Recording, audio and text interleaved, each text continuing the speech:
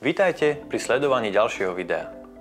Dnes si povieme niečo o omietkach, ich vlastnostiach a aj o tom, prečo je vhodné používať prémiové silikónové omietky.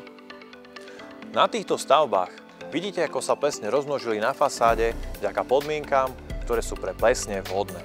Sú to napríklad severné steny, kde málo alebo vôbec nedopadajú slnečné lúče a kvôli tomu fasáda dlhoskne a zároveň povrchová teplota fasády je výrazne nižšia ako na ostatných svetových stranách.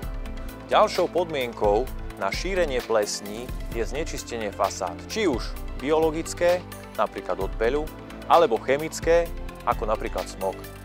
Vďaka takému znečisteniu sa plesniam vytvárajú vhodné podmienky a plesne sa jednoducho rozmnožujú. Viac ako len sľubovať kvalitu omietky je ukázať realizáciu, ktorá odolala aj času a stále si drží svoje parametre.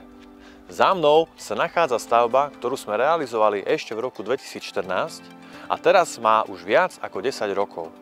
Jedná sa o bytový dom Kapitána Jaroša 6 a na uvedenom bytovom dome sme obnovovali staršie zateplenie fasády. Konkrétne za mnou sa nachádza severná stena bytového domu, ktorá bola takmer celá pokrytá plesňami. Celú fasádu sme očistili odstraňovačom plesní, následne vystriekali vysokým tlakom vody a vyspravili sme všetky poškodenia, vrátane tmelenia prasklín.